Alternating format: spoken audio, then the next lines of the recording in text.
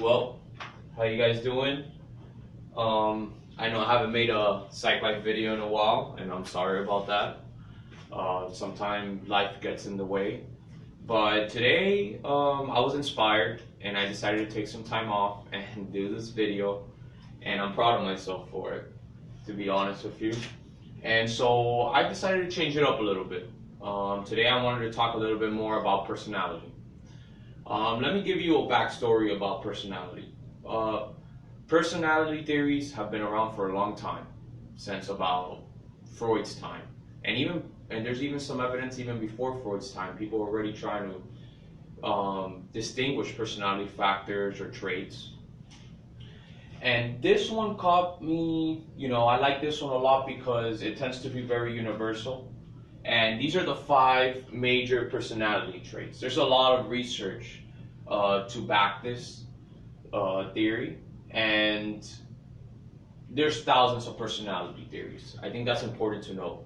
But this one separates it, and it tends to be more universal than others. There's some with 4,000 personality factors. There's one theory with about 4,000 different traits of personality. There's other ones with 16 factors of personality. This one, we try separating it into 5 broad traits. And each one tends to battle polar opposites. So there's creative, then there's non-creative, and consciousness, not so conscious. And I've had a whole video on extraversion before, but there's different ways of viewing personality. Before I begin, let's remember that a person, every single individual, has their own personality that's influenced through genetic and, as we've talked about before, environmental factors. And those genetic and environmental factors all come to this one moment where there's a situation in play. And that's where psychologists are always battling. Did the person do this? Did the individual do this because of their personality? Or did they do this because the situation required them to act this certain way? And there's not one right or one wrong. I think it's an influence of everything together, and sometimes our minds have trouble comprehending that. Now, let's move on. I'll start over here. I like to remember this by ocean. Let's put it up here.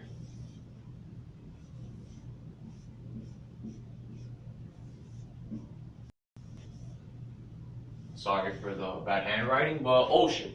Openness, conscientiousness, extraversion, agreeableness, and neuroticism.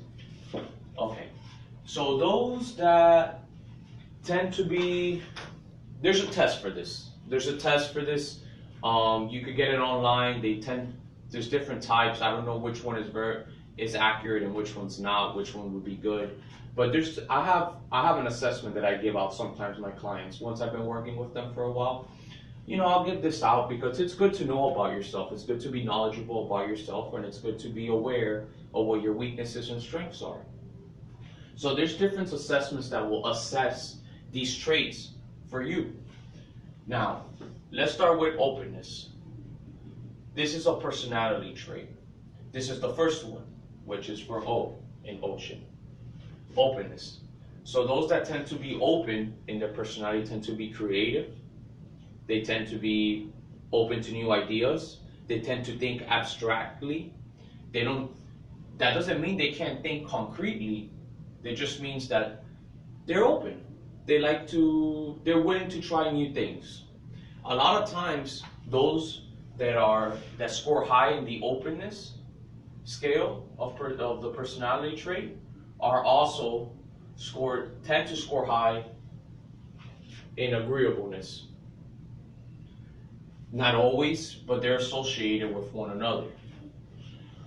Those that don't score so high on this tend to be more rigid, tend to be more what it says on the paper and what the instructions say, that's the only way to go about it. Okay, but those that are open tend to, if there's a roadblock, maybe they can find a way around it. And it's important, every single trait has their strengths and their weaknesses. So those that are open-minded, abstract thinkers, that like new challenges, that like trying new things, they tend to score high on this category. Followed by conscientiousness. This term takes on a different term than what we would think being conscious is. Conscientiousness is almost not the opposite of openness, but we'll say a little bit more rigid. They tend to be very structural. They tend to be very organized. They tend to be very schedule driven, agenda driven. And they tend to be the people in the morning. They tend to be the CEOs. They tend to be managerial positions. Why? Because they're very strict. They're very aware of what's upcoming, what the task is, what the time limits are. And I took some notes here that I always like to read. I wrote here, high levels of thoughtness with good impulse control and goal-directed behaviors. Their behaviors tend to be goal-directed. If I have a project due in 2 weeks, a person that scores very high in the conscientious trait may begin working on it that same day. They don't want to wait till the last minute. They don't want to wait till there's barely any time left. Another one is the E in ocean is extraversion. This one is, I had a whole video on the extraversion and my English is off today, but extraversion, introversion. Those that score high in extraversion, if you've seen my videos, you know what that means. They tend to be good conversation starters. They love meeting new people. They're very energized. You know, it's funny. My friend told me the other day that I'm an extrovert, and I tend to argue with him a little bit because I don't see myself as one. But I can see why he says that. Well, why would it be good to be those that score high on this category, on this trait? Let's put it here, on this trait. What's in it for them? What are some of the positives of scoring high on this trait? Well, if you score high on extraversion, then you tend to be a people's person. Maybe opening up your own business, your own coffee shop, or maybe not. Maybe you'd be a good teacher. Maybe you'd be a good therapist or social worker, or maybe you'd be good at doing something that works with people, because those that score high on this scale tend to have a lot of friends. But the most interesting one out of all of them is agreeableness. And now, the reason why this one is very interesting, this trait, is because it gets to get a lot of bad rep. And this, especially in westernized culture. Why is that? Well, because here in the West, I'm from the US, as you guys know. Here in the West, it's good to be individualistic. It's good to make your own rules. You're almost like a cowboy. It's not a collectivism type culture like a lot of parts in Asia or in South America. It's more of I'm going to do what I want to do because I want to do it. It's about me. That's the type of culture we live in. So those that score high on agreeableness tend to be looked in a negative light a lot of times. Oh, they're followers. If you're an agreeable person, you're a follower. Not necessarily. Absolutely not, actually. Sometimes agreeableness gets to be categorized in a negative light. But to me, agreeableness, and this is why I wrote these terms down, and I was very careful on the terms I wrote down for this specific category, this specific trait, is altruism. For example, I'm willing to do good for someone even though I don't expect anything in return. Now, we could spend a whole day or two discussing the philosophy of altruism, whether it's real or not, but I believe it's real. Kindness, those that are agreeable tend to be very kind, and pro-social behavior. Sometimes it's better to avoid a problem than to engage in one. If someone says to me and starts talking about their religious background and how much they believe in it, I'm not going to just, or at least me personally, I did score high on this trait, just so you know. And that's that I consider myself a cowboy, an individualistic person. But I did score high on this trait. But if someone starts talking to me about my religion, let's say, or excuse me, about their religion, someone starts talking to me about their religion, I'm not going to start stirring up trouble and start saying how I don't believe in it and I have my own religion. I might just agree with them at that moment. Why?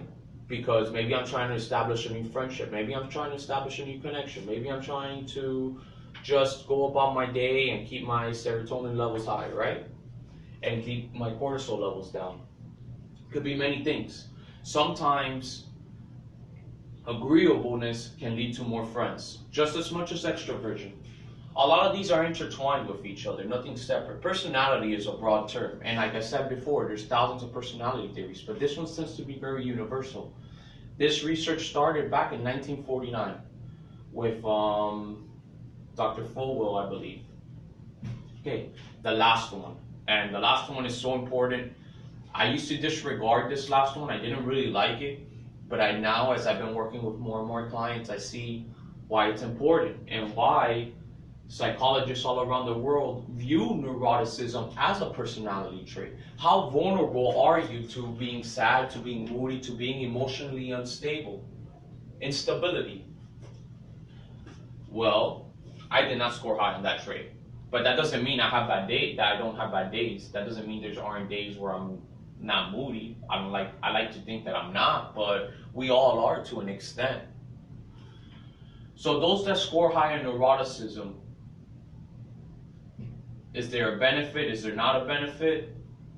Well, those that score high in neuroticism, they tend to, I don't want to say they have mental health issues or anything, but a lot of times it tends to be genetic, and it could also be looked at as through a nurturing approach. But if someone scores high on this, that means they have to work on coping skills. That means they have to do a lot of times more things to get them out of this bubble that they're in. Let me see in my notes real quick what I wrote here. I have notes for everything, guys. I wrote here that neuroticism is a trait categorized by sadness, moodiness, and emotional instability. Those who score high on this trait tend to experience mood swings, anxiety, irritability, and sadness. Once again, something that if you score high on this, you definitely need to work on coping techniques. Definitely need to work on doing things that's gonna not put you in this emotional state, this emotional instability. This can be dangerous. This can be very dangerous. And I don't really want to get into the DSM because I don't think that's fair. And I don't want to cause any controversy, but not everybody's gonna have to face this challenge. The last thing I want to remind you guys, and I said this earlier in the video, is that OCEAN, which is a way to abbreviate these 5 traits, these 5 major personality traits, they're universal. A lot of research has been done about this, and it tends to cross cultural lines. Yes, in certain cultures, maybe being agreeable is more popular than in others. But what we're starting to see is that there's a universal sense of this. And it could be possible, I haven't read all the research, but it could be possible that those that come from South American countries or more of a collectivism culture might just tend to score higher on agreeableness just because of their cultural background, the nurturing implications involved. Personality isn't just genetic, it's also a nurturing component. And I advise you to check out my videos because sometimes I'll cross paradigms on my videos and I'll repeat the same thing, but I also just wanted to make an announcement on now that I'm here. I'm going to be putting out a website where you may check it out, where I'm going to let you guys have a 63-day trial on meditation and ways of mindfulness practice. Look out for that, okay? And I just want to say thank you, everybody, for always showing me support on what I do here. And I very much appreciate that from all of you, okay? And I hope these videos are somewhat informative for you. So thank you. Till next time, Psych Life.